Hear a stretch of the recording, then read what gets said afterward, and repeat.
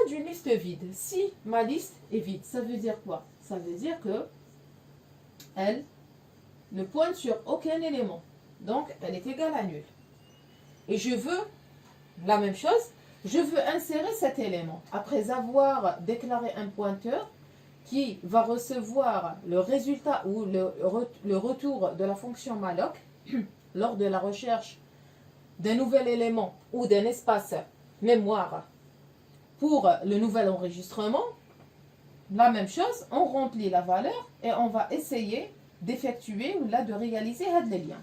Pour le cas d'une liste vide, je veux insérer un nouvel élément au début de liste. Le nouvel élément, il va occuper automatiquement la mémoire. Le nouvel élément, c'est la valeur 7. Actuellement, on n'a pas encore mis l'adresse suivante. Le P, il contient AX. Avec l'élément d'adresse AX. Donc, le P pointe sur cet élément et le L pointe sur rien. D'accord? Mais quand même, L, c'est une liste vide. D'accord? Donc, pour avoir la liaison et insérer le nouvel élément en début de liste, il va être comme en tête et comme queue de liste en même temps. Parce que il s'agit d'un seul élément dans la liste. Donc, l'adresse AX, c'est l'adresse d'un enregistrement ou d'un élément de la liste qui représente la tête de la liste et en même temps la queue de la liste. Donc là, qu'est-ce qu'il faut faire? On a deux choses à faire. Le nul hada, il faut le supprimer parce que maintenant la liste ou le pointeur L, il va pointer sur AX. Donc qu'est-ce qu'on va mettre ici? On va mettre l'adresse AX. P. D'accord? Donc là, on va mettre AX ici. Et ici, qu'est-ce qu'on va mettre? Je viens de le dire, la tête et la queue de liste. Ou la queue de liste doit avoir le champ suivant toujours l'adresse nulle, c'est-à-dire c'est le dernier élément. Donc l'adresse nulle, on peut mettre quoi? Récupérer l'adresse nulle et mettre AX ici. Donc on commence d'abord par mettre nul ici. Donc P flèche suivant. Le nul اللي راه existif à nous. D'accord? Il est عندي nul. Ensuite, elle reçoit l'adresse. باش تقدر تبوينتي عليها, on doit récupérer le contenu de AX. Reçoit AX.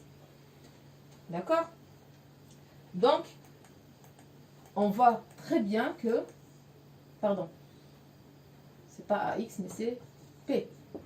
On remarque très bien que les deux instructions se répètent les deux cas. Le cas d'une liste pleine ou le cas d'une liste vide.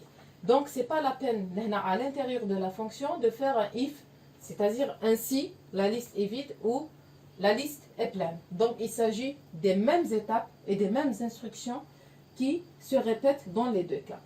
Donc, je passe maintenant à l'écriture de la fonction d'insertion ou d'ajout d'un élément en début de liste. Je donne maintenant la fonction qui permet d'insérer ou d'ajouter un élément en début de liste. Je propose le nom suivant. La fonction ajouter début, pour laquelle je vais passer la tête de la liste et la valeur à insérer. D'accord? Donc, int, une valeur. La fonction, elle va insérer un élément en début de liste, quel que soit l'état de la liste. Liste pleine ou liste vide. Donc là, automatiquement, la tête de notre liste, c'est-à-dire le contenu de L, va changer. Donc, vers la fin, on doit retourner cette nouvelle adresse ou la nouvelle tête de liste. Donc, le return de type structure ou élément. D'accord? À l'intérieur, on va résumer toutes les étapes que j'ai données. Donc, je vais déclarer un nouveau pointeur P et l'initialiser à nul, هدايا, il va recevoir l'adresse recherchée par malloc. Donc P reçoit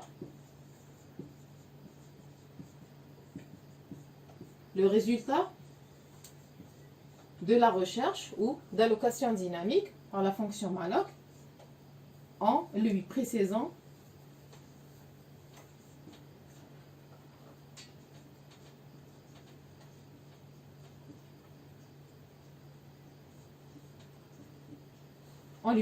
la taille de élément. On a déjà défini élément comme un nouveau type. Sur le type, il concerne quoi? Il concerne un enregistrement. Donc, size of element égale size of int plus size of adresse. D'accord? Maintenant, on va tester si P contient une nouvelle adresse. Donc, sinon, si P égale à toujours à nul, ça veut dire que la fonction malloc n'a pas réussi à nous allouer un nouvel espace. Donc, ça veut dire que notre mémoire est pleine.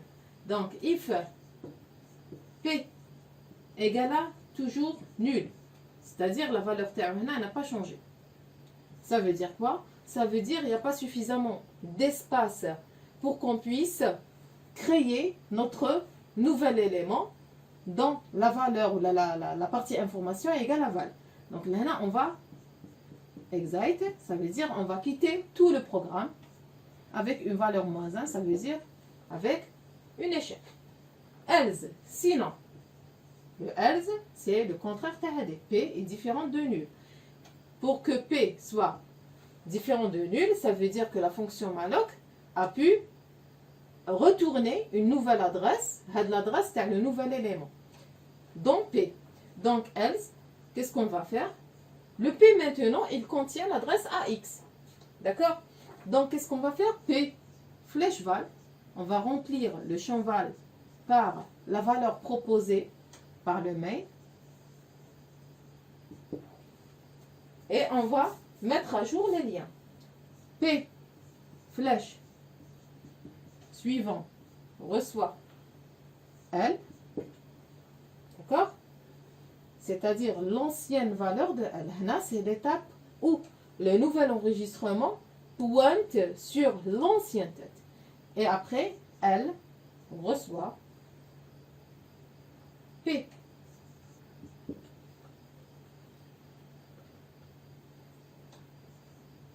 Vers la fin, on return L, c'est-à-dire la nouvelle tête de liste. Et on ferme notre fonction.